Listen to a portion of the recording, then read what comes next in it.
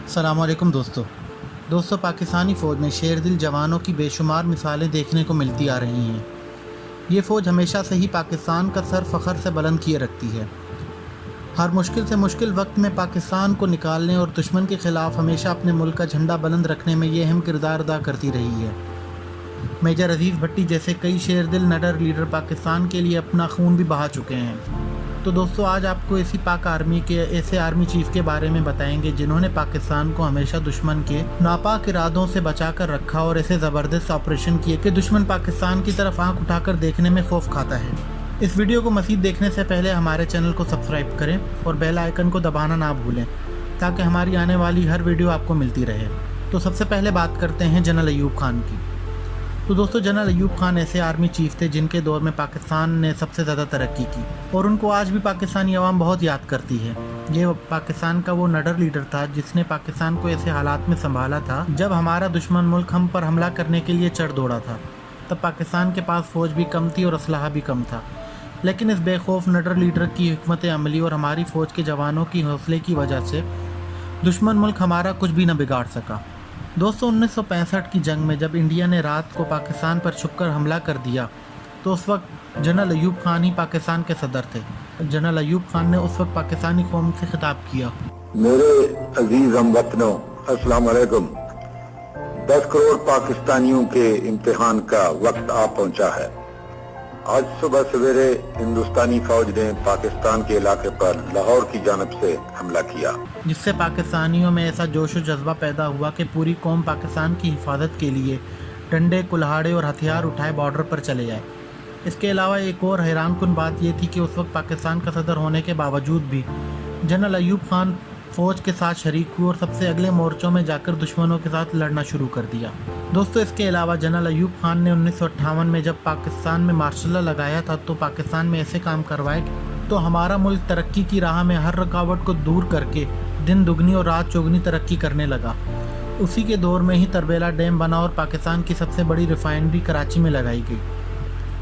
इसके अलावा पीटीवी का आगाज़ भी उन्हीं के दौर में किया गया और ये अयूब खान ही का ज़माना था कि पाकिस्तान बजाय दूसरे मुल्कों से कर्जा लेने के उनको कर्जे दिया करता था, क्योंकि उनके दौर में जर्मनी जैसे मुल्क को भी पाकिस्तान ने 120 मिलियन का कर्जा दिया था। तो दोस्तों इसके बाद बात करते हैं जनरल ज़ियाउल हक की। तो दोस्तों पाकिस्तानी फ़ौज का एक और आर्मी चीफ जो कि एक ज़बरदस्त लीडर था, ये एक बार खाना काबा में नमाज़ अदा करने के लिए इमाम काबा के पीछे खड़े थे। नमाज शुरू होने ही लगी थी कि अचानक इमाम काबा इमामत से पीछे हट गए और उन्होंने कहा मुसलमानों के असल इमाम तो जनरल ज़ियाउल हक हैं, तो आज यही जमात करवाएंगे। ये सुनकर जनरल ज़ियाउल हक नमाज की इमामत करवाना शुरू हो गए और नमाज के अंदर इतना रोए कि साथ साथ पूरे नमाजियों को भी रुला दिया।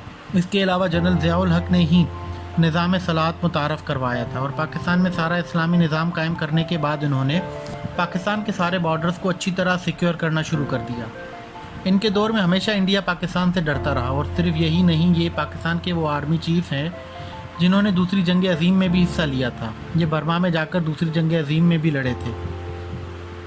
इसके अलावा इनके दौर में पाकिस्तान को इंडिया से बहुत ख़तरा होता था, मगर फिर भी इंडिया की इतनी कभी हिम्मत नहीं हुई थी कि वो पाकिस्तान पर हमला कर सके। और चलते चलते इसी बहादुर आर्मी चीफ की शहादत 17 अगस्त 1988 में पेश आने वाले एक जहाज़ के एक हादसे में हुई जो कि बहावलपुर के करीब पेश आया। दोस्तों इसके बाद बात करते हैं जनरल परवेज़ मुशर्रफ की। दोस्तों पाकिस्तान में एसएसजी कमांडोज बनाने वाला ये शेर दिल आर्मी चीफ पाकिस्तान के लिए बहुत काम कर चुका है। इसी के दौर में कारगिल की जंग हुई थी जब पाकिस्तान ने इंडिया पर हमला करके उसका बुरा हाल कर दिया था और इंडियन फ़ौज की सप्लाई रोककर इंडियन फ़ौज को पीछे भगा दिया। इसके अलावा ये पाकिस्तानी फ़ौज का वाहिद आर्मी चीफ है जो सब जंगों में हिस्सा ले चुका है। जनरल मुशर्रफ के आर्मी चीफ बनने से पहले हमेशा इंडिया की तरफ से पाकिस्तान पर हमला किया जाता था, मगर जैसे ही ये आर्मी चीफ बने तो पाकिस्तान इतना ताकतवर हो चुका था कि पाकिस्तान ने इंडिया पर हमला कर दिया। ये वो आर्मी चीफ था जो इंडिया की आंखों में आंखें डालकर कहता था कि अगर लड़ना है तो आओ लड़ते हैं, हम तुम्हारा वो हाल करेंगे कि पूरी दुनिया याद रखेगी। इस आर्मी चीफ ने ही पाकिस्तान में दहशतगर्दी का खात्मा करवाना शुरू कर दिया था और दिन रात मेहनत करने के बाद इन्होंने दुश्मनों के बहुत सारे ठिकाने तबाह कर दिए थे।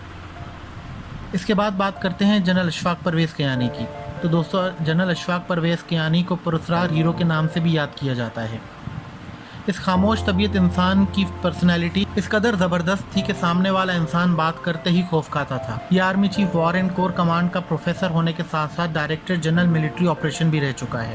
اور ڈائریکٹر ہوتے ہوئے ان کے لیے ایک بات بڑی مشہور ہے کہ انڈیا پاکستان پر حملہ کرنے والا تھا کہ جنرل اشفاق پرویز کیانی نے 3 دن بنا سوئے مسلسل کام کرتے ہوئے پوری فوج کو اکٹھا کیا، صرف 4 دن میں انڈیا کو حملے کرنے کی صورت میں نیست و نابود کرنے کا پلان تیار کیا تھا۔ اس کے بعد جنرل صاحب نے دہشت گردی کو ختم کرنے کے لیے بہت سارے آپریشن کیے، جس کی وجہ سے مشرف صاحب نے 10 کور کمانڈر راولپنڈی تعینات کیا تھا۔ پھر جب اشفاق پرویز کیانی آرمی چیف بنے تو انہوں نے فوج میں سے بہت سے فوجیوں کو نکال دیا۔ انہوں نے سیاست میں موجود بہت سارے فوجیوں کو واپس بلا لیا اور فوجیوں کو سیاست سے الگ کر دیا، جو کہ پاکستان کی تاریخ کا بہت اہم ترین فیصلہ تھا۔ جنرل اشفاق پرویز کیانی نے ہی اپنے دور میں سوات آپریشن شروع کروایا تھا اور دہشت گردی کا سرے سے ہی خاتمہ کر دیا۔ آج پاکستان میں جتنے بھی آپریشن ہو رہے ہیں وہ تمام آپریشن جنرل اشفاق پرویز کیانی کے دور میں ہی تیار کیے گئے تھے۔